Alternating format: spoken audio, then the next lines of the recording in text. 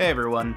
As of recording this, it is December 31st, 2023, and I just wanted to kind of look back at the year, specifically at all the video games I played, and more specifically, all the video games that I beat for the first time. Not necessarily played for the first time, just this is the first time I ever actually beat them. And we're not looking at games I replayed and beat because I wasn't keeping track. But it's been an eventful year. This is the year I started streaming regularly, so that motivated me to actually beat games more often and see them through. And I just wanted to talk about it. Thought it would be fun to look back on everything. First up is Quest 64. Can I say I do not get the hate? I do not get the hate at all.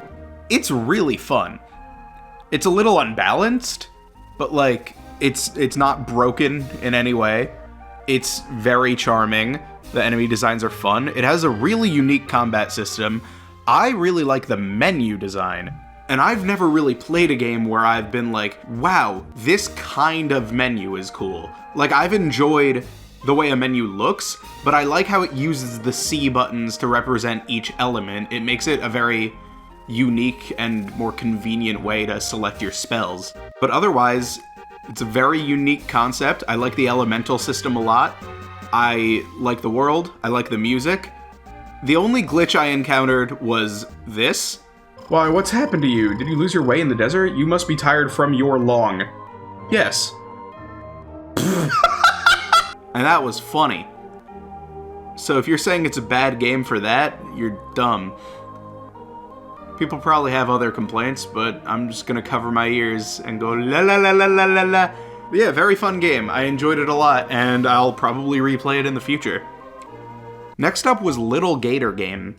This is an indie game that released late last year, or late 2022. And I did not expect it to resonate with me as much as it did, but it was really, really special.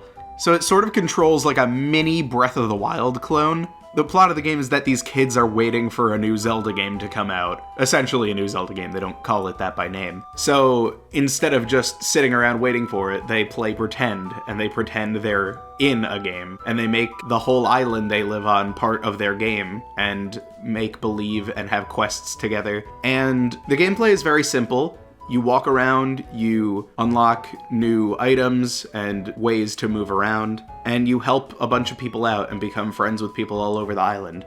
But the story really got to me.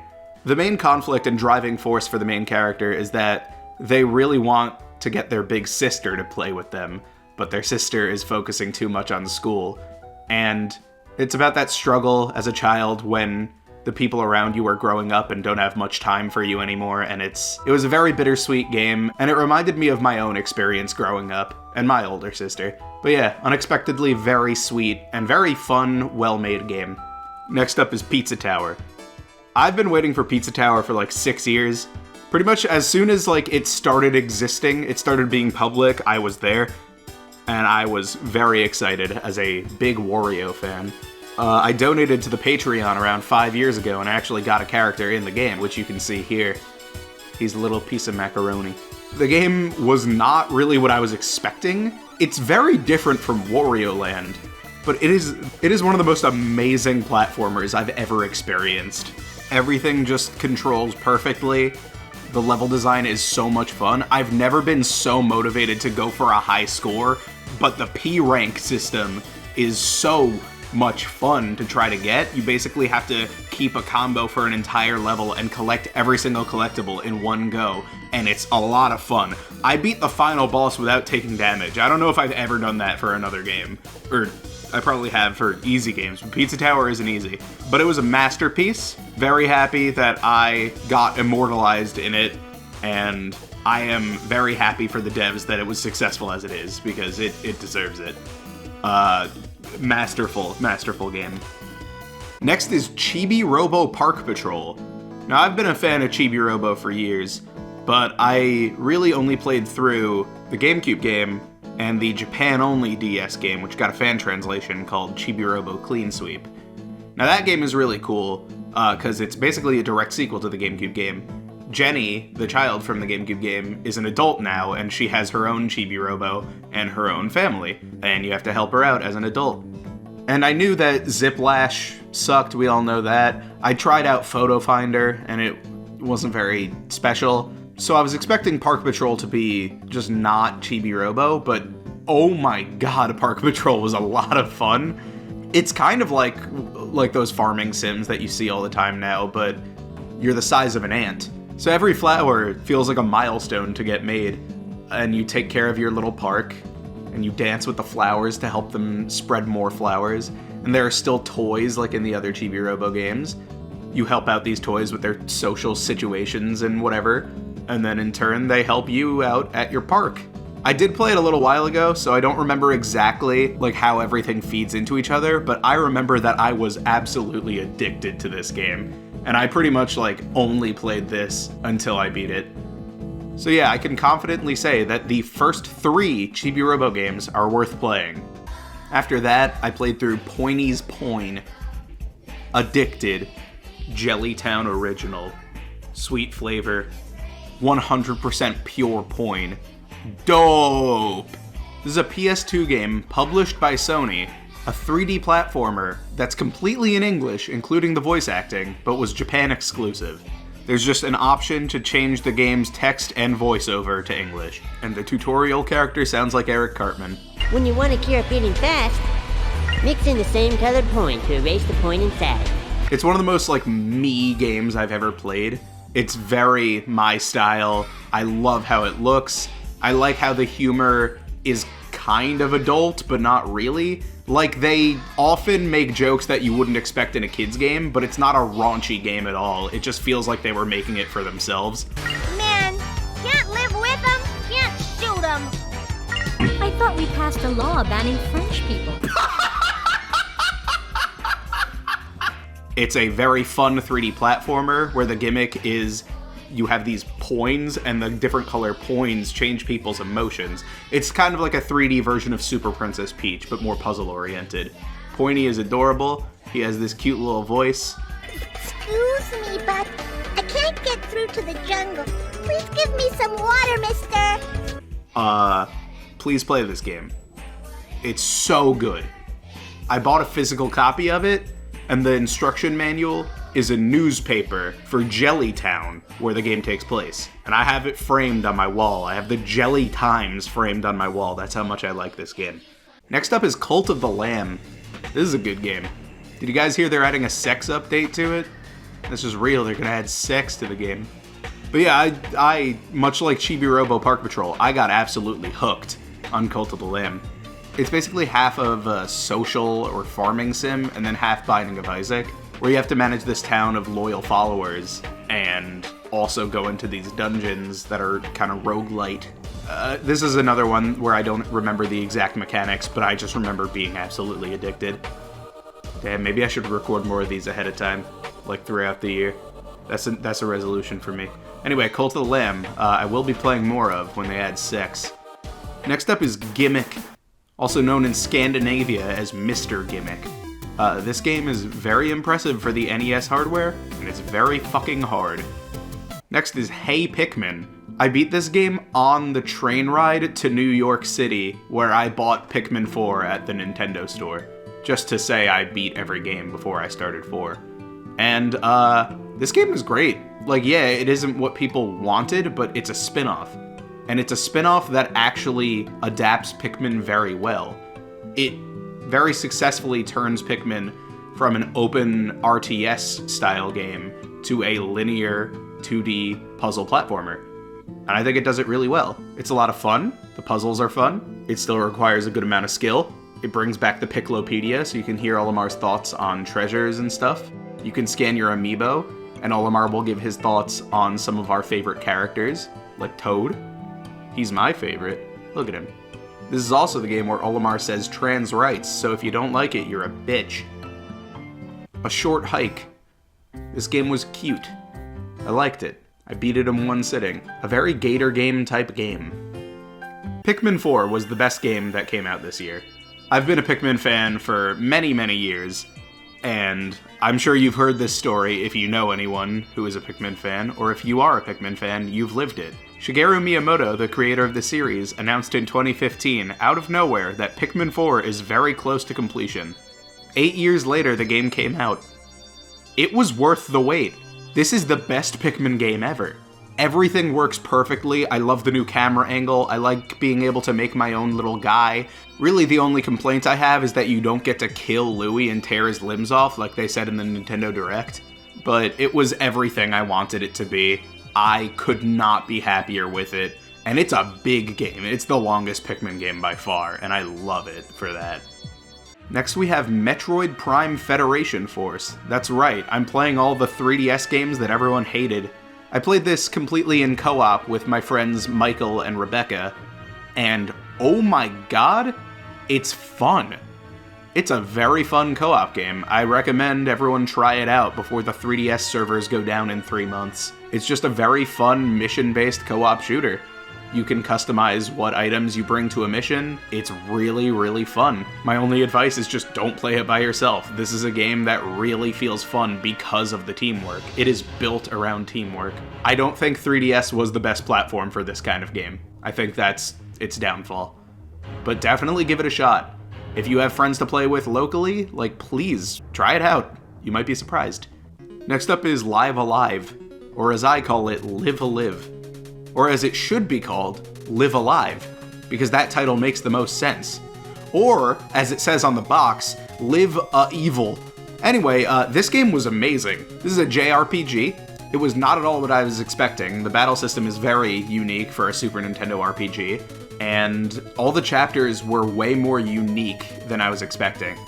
What was the first chapter I picked? The first chapter I picked was the prehistoric chapter, so none of the characters in that chapter actually have any dialogue, and that's that chapter's gimmick. But this chapter plays pretty normally for an RPG. You know, you walk around, you fight some monsters, you progress, you get new party members, and then you fight a final boss. But the rest of the game varies wildly depending on which chapter you pick. The Distant Future chapter has no required battles. There's battles in this minigame you can play, but otherwise you're sort of just observing the humans on this spaceship as you play as their robot, and it's really neat. All the chapters have their own gimmick, and it's a really special game. I'd say more, but I really just think you should play it yourself, so do it. It's on PC, I think it's on PlayStation now, and it's on Switch. Or you could just play the fan translation of the original game. It's a remake, if I didn't mention that already. Next up is Shantae. Shantae is a game that has this really good turtle igloo design. It's also a game with this line of dialogue. Next, I played Shantae Risky's Revenge. I actually grew up playing this game. I had it on the DSi. And I discovered the series because of a promotional video Nintendo made, where the creator of the Shantae series made a microgame in WarioWare DIY starring Shantae as a monkey. I'm not kidding, that is how I discovered the series. But yeah, even though I'd been playing it for maybe 12 years, this was the first time I beat it. And it was fun. The Shante games are Metroidvania-style games, but more in line with, Wonder Boy than Metroid, I would say. Wonder Boy's underrated, by the way. Anyway, this is a Metroidvania where you can turn into a cute little monkey. And it has Squid Baron. Next up is Shantae and the Pirate's Curse. This is a Metroidvania where you can't turn into a monkey, but it's still good, so do with that what you will. Though I believe this is the game where you can unlock an extended version of that WarioWare microgame, where you do play as a monkey. Kudin Squash. You guys like Kururin? You know about Kururin, right? It's the GBA game Nintendo made that made a guest appearance in Pikmin 4.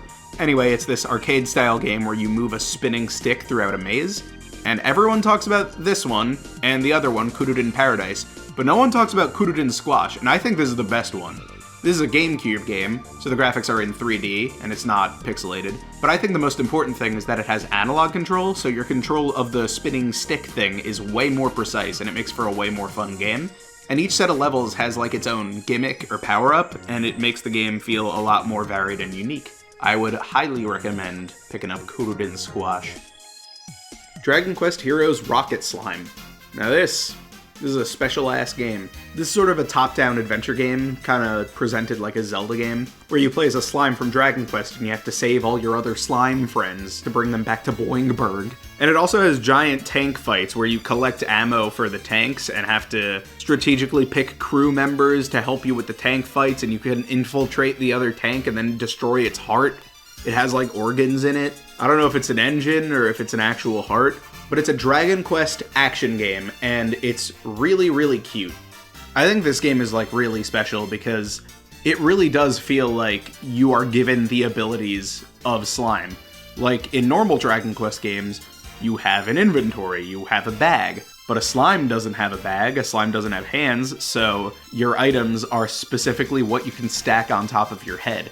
And a lot of different items, when you throw them, they have different properties. Like, a Chimera Wing is usually an item that lets you fast travel in the main series Dragon Quest games, but since you can only hold and throw items, if you throw a Chimera Wing at something, it gets warped back to your base. One of my favorite things in the game is you can have a Slime Knight ride on you, and it basically gives you a sword to use. He becomes part of your arsenal. It's really, really cool. And I really want more Dragon Quest games like this. Like, there really aren't a lot of Dragon Quest action games, and the Dragon Quest world is just so much fun and so unique, and I feel like they could do these kinds of spin-offs more often, and they should. The game does have a sequel, and a prequel. I should try it out. I should try both out. Next up, Fire Emblem Path of Radiance. This game is really fun. I like it. I like Ike. We like Ike. He fights for his friends, like he said in Smash, and I can witness it. But yeah, I've always been interested in the Fire Emblem series, but it's never really stuck with me. Like, I've played the games, and I've enjoyed them, but it's hard for me to see one through to the end, just because this kind of setting, these kinds of characters, I like them, but they're not really my thing, and it's harder for me to get invested in this kind of story. But I enjoyed this story. I enjoyed these characters a lot, and I enjoyed the interactions between them. And I liked how often that they said Bjork. That's what the animal people call humans. They call them Bjork. You can also make custom weapons in Fire Emblem, and I made a sword called Funny Fucker, and it let me do that. So that was just one of the weapons I had throughout the whole game. As you might be able to tell from other entries, there are a lot of games I've started and just never beat. And a big part of that is probably ADHD. And a lot of the time, I'll be in the middle of a game and I'm just like, man, this game looks neat. I want to try this. And then I play it for like 30 minutes. I'm like, that was fun. And then I never go back to it. Anyway, one time in my group chat, I was just like, hey, I want to try out Fire Emblem Path of Radiance. It looks fun. And then my friend was like, you should really just beat games before you start new ones, which is probably good advice. I'd probably spend less money that way. But I was just like, okay, fine. So instead of beating whatever game I was playing, I don't remember what it was, I just played through the entirety of Fire Emblem Path of Radiance. So if you ever do want me to play a game, just remember that I am a very spiteful person, and you can use reverse psychology to get what you want. Story of Seasons Pioneers of Olive Town. Do you guys like Harvest Moon? Well, if you do, don't buy any Harvest Moon game released in the last decade, because the company that published Harvest Moon here in America, Natsume, owns the rights to the title now, and they've been making their own bootleg-ass Harvest Moon games. And the original series is now called Story of Seasons over here in America. So if you like Harvest Moon, start buying Story of Seasons games. This is actually the latest original game in the series, and I enjoyed it quite a bit. I got super hooked on it, and it's just a very pleasant game. It's a lot of fun to interact with these people, customize your farm, and make money to invest back into your farm. I remember the day this game was announced, I looked at the trailer on YouTube and I saw in the comments people saying, wow, this looks like a cross between Animal Crossing and Stardew Valley. And that just annoyed me because this series predates both, and Stardew Valley is just like, you know, a Harvest Moon clone. Not to say it's a bad game, it's just, you know, it is just, you know. I don't even think it's a negative thing for people to think that way, because like there are young people out there who don't know where games come from, but it's just interesting to me. It was just a strange thing to experience. Sonic Superstars was really good. Like the best 2D Sonic in a long ass time. I don't know if I like it better than Mania, but I kind of like it better than Mania, mainly just because like I'm kind of tired of pixel art. Like, Mania does look like a Sonic ROM hack, and I've been seeing that style of game since I was a kid. But Sonic Superstars is really, really stylish. I love the level themes. The gameplay is really good, like it controls just how you want it to. I love the animation, I love how it looks, I love that you can be Amy, I love that you can be Rabbit. More Sonic games need to let you play as a rabbit. There aren't many. Anyway, a lot of people really didn't like Sonic Superstars, but I loved it. I like that getting each Chaos Emerald gives you a different power. I ended up using the powers a lot. I liked the boss fights. Usually boss fights in Sonic I think are pretty weak because I just damage boost through them. Yes, it makes the game easier that I don't have to fight the bosses, but like, I don't know. I thought these were good bosses. I like that they require more skill and strategy. Yes, waiting is kind of BS sometimes, but like, it's way better than Sonic Rush, and I love Sonic Rush. The worst thing about Sonic Rush is its bosses. I'm not here to say like, oh, at least this game isn't as bad. I'm just saying like, I had fun with it. It was fun. Plus it had a Fantasy Zone level. That's the game from Yakuza. It also has Trip. It has Trip the Sun Gazer, and she's adorable. She's so cute. And she could become a donut just like Vector the Crocodile. That's what lizards in 2D Sonic games do. Except I forgot, fuck, Espio is also a lizard. Never mind. Super Mario Bros. Wonder. Or as a normal person would say it, Super Mario Bros. Wonder. This game was really good. It just feels like the 2D Mario that I've been waiting for my whole life. It's hard to put into words. Like I'm kind of just at a loss here, but all the level themes felt really unique. I usually hate desert levels in Mario, but this one had such good desert levels. Just every stage felt like its own unique thing. All the Wonder Flower effects were really fun. I like that you could play as whoever you want. You could just switch between anyone whenever you wanted. I don't like that the Yoshis couldn't take damage. I get that they didn't want to give them power-ups, but Yoshi's still would have been in easy mode with the flutter jump and the tongue. I feel like you could have balanced Yoshi a little better, maybe given him 2 health or 1. Nabbit I never played as once because I knew it would take all the fun out of it, but my god, this game just, I love how it looks visually. I love the use of forced perspective and 2D animation techniques in a 3D graphical style. Like, I feel like Spider-Man Into the Spider-Verse, like, I just feel like so many projects nowadays are inspired by how that movie used 3D animation to emulate 2D animation. Like, compare Puss in Boots: The Last Wish to the original Shrek, you know? Like, Shrek looks realistic, it looks good, but Puss in Boots is very stylized. How did I get to this point? I'm talking about Mario. Anyway, I like that it uses smear frames when they run. I like the squash and stretch. I like their legs extending as they hop off of stuff. I really like Mario's expressions. I like that his eyebrows can appear over his hat. I like that his mouth isn't just in the center of his face. I like that it's a line drawn on the side of his face. It's just, it looks like all that old 2D Mario artwork and new 2D Mario artwork, but just adapted into 3D. It's very, very stylish, and I love it a lot. Like, this is the best Koopas have looked in 3D. Like, I'm so used to Goombas looking the exact same in every game, but like, these ones emote so much. Like, they open their mouths, they actually bite you to damage you. If you walk up to a Goomba from behind, it doesn't hurt you. I really like this game. It has baby thwomps. I love this game so much, you guys.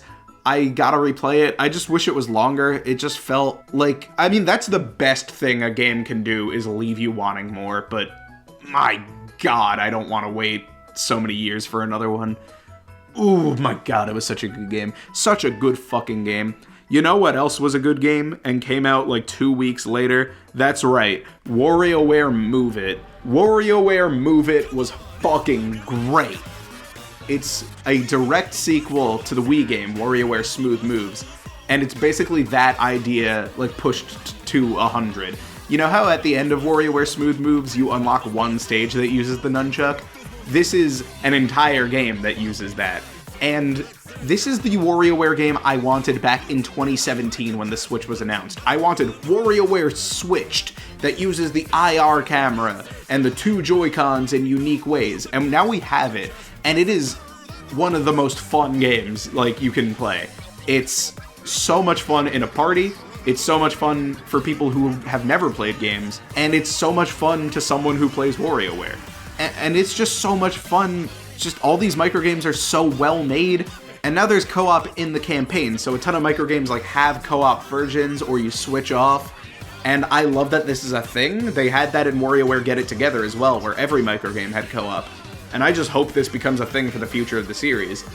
And I'm so happy the series is back, and it's so good.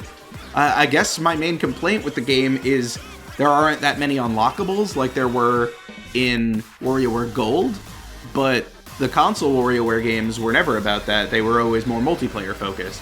And with its multiplayer, it feels like a successor to Mega Party games on GameCube. It has a lot of that game's DNA. It even brings back the weird-ass doctor. As someone who plays WarioWare a lot, I love it to death, but, you know, a lot of the humor in the game doesn't register with me anymore when I replay them because I know what I'm expecting. I've seen all the jokes and punchlines in each microgame already, so it's always such a treat when a new WarioWare game comes out because all these visuals and new gags in these new microgames always floor me. And I'm happy I streamed it this time because, like, now I have my first memory of the game preserved forever. And that's so special. And when WarioWare Gold came out, I expected that to be a swan song for the series. Like Rhythm Heaven Megamix, we never got a Rhythm Heaven game after that. I was expecting that. But then we got WarioWare Get It Together, and now we have WarioWare Move It, and I'm so happy. This is one of my favorite series ever. And it's so unique, and it's so funny, and it's just... It's so much fun to get good at and try to get high scores. It's just fun in any setting. And...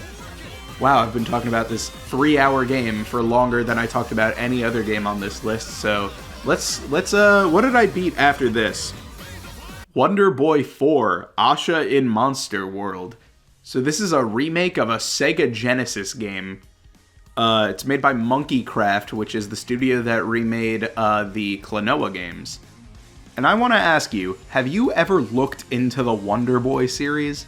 So the Wonder Boy series is actually pretty cool. It's basically a bunch of like short Metroidvanias, kind of more like Shantae-like, as I was saying before.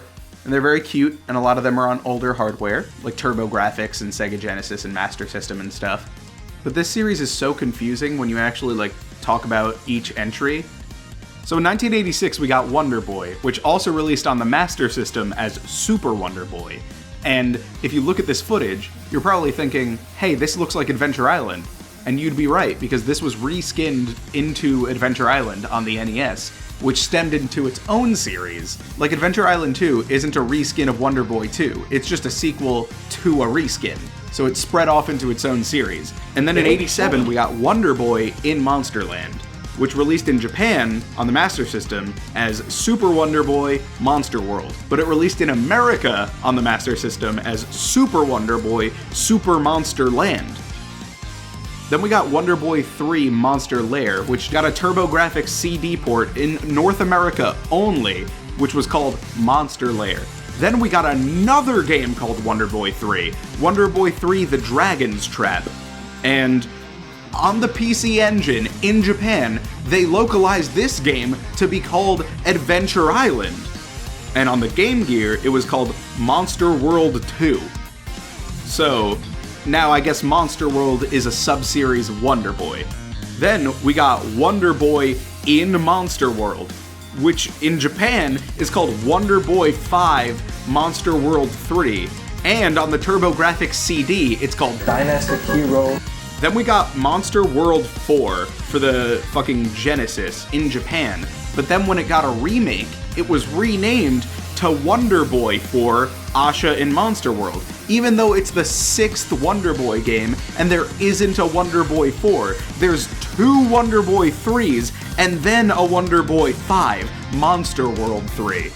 And then like 25 years later, they made Monster Boy and the Cursed Kingdom, which came out on modern consoles, and is a spiritual successor, but also considered the same series. So, Monster World 4, Asha in Monsterland, not only isn't the 4th Wonder Boy, it's also the only Wonder Boy game where you don't play as a boy. So, I don't know why it's called that. Just call it Asha in Monsterland, or just turn it back to Monster World 4. Hey, I'm recording this segment in the future to let you know that, believe it or not, I got confused during this part, because the remake of Monster World 4 isn't called Wonder Boy 4. It's actually called Wonder Boy Asha in Monster World. But in-game, it calls itself Monster World 4. So, there is no game in existence called Wonder Boy 4. But there is a Wonder Boy 5. That might be more confusing.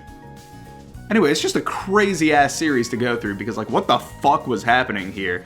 Anyway, great game. I enjoyed it a lot. After that, I played the remake of Super Mario RPG. Now, Super Mario RPG I did beat in the past, so you can sort of argue whether or not this counts, but I love Super Mario RPG, and I want to say, very good remake. I'm very happy with it. It's a little too easy now, I feel. Like, they gave you a bunch of new abilities, but I feel like they didn't scale things properly to make it harder. Either that or I just got really good at the game. Anyway, I don't like that they changed Mac's name to Clay Morton. Don't like that Yuridovich is named Spiritovich. They shouldn't have taken out the Bruce Lee line. Very happy Bezo is still called Bezo. And of course, Frog Fuchsius is now named Frog Sage. And the Caro Cola is now called the Croca-Cola, which is a really good pun and a great localization, but Caro sounds cute, so I'm a little annoyed. Anyway, Mallow is adorable, and I want to give him a hug, and this game is great, and everyone should play it, and its spiritual successor, Tomato Adventure, for the Game Boy Advance. Next, I played Duke Dashington Remastered, because it was like $1, and it seemed fun. It was fun. Then I played and beat Sonic Dream Team, which is exclusive to Apple Arcade, so I had to sign up for a free trial of Apple Arcade and play it with my iPad. This is the best 3D Sonic in fucking years, and I'm mad that it's only on iPad, and I'm mad that I can't buy it. You can play as Cream, different characters have different abilities, the levels are like open and fun. It kind of feels like those old Sonic Utopia style demos in a way. The level design really feels like 2D Sonic just put into 3D. It's the most open 3D Sonic has felt since the adventure games, and it was just really, really fun. I hope it's not a game that becomes lost to time. I hope they port it to consoles. And I really, really hope that it has some impact on the future of 3D Sonic, because this game was so good, and I just want a real Sonic game that's like this. And finally, Dragon Quest Monsters: The Dark Prince. In Japan, this game is called Dragon Quest Monsters 3, so they consider it to be a sequel to the Game Boy games. This is a big deal, guys. This ain't a Joker game. This isn't Joker, for God's sake. Anyway, in this game, you play as the villain from Dragon Quest IV, Sorrow the Manslayer, and it's sort of a prequel/retelling of the events of Dragon Quest IV. And because of that, I kinda would recommend playing Dragon Quest IV before this, but this game kicked ass. This game was so much fun. You guys, it is so much fun. Like the cycle of getting monsters and then synthesizing monsters to make stronger monsters and also unique, fun new monsters. And you can like find combinations so like later down in later generations, you can unlock monsters that are bosses from previous games in the series, including, I'm pretty sure I saw when I was battling online, I think I saw someone with a monster that was Sorrow's final form from Dragon Quest IV, which doesn't make any sense because why does Sorrow have himself in his party? But I liked it, and I think you should play this game. If you like Pokemon or Shin Megami Tensei and have never played a Dragon Quest game, this is a good way to get into the series. And I think more people should play Dragon Quest because it's fun. I enjoyed recapping my year. This was a lot of fun, and I would like to do this more in the future. I wonder what the next year holds for me. I hope... Well, Mario vs. Donkey Kong's gonna be there. Princess Peach Showtime. Just any Mario game I'll probably beat, unless it's like a sports game that you don't really beat. But thank you for listening to me. Like a Dragon Infinite Wealth will be the best game of 2024.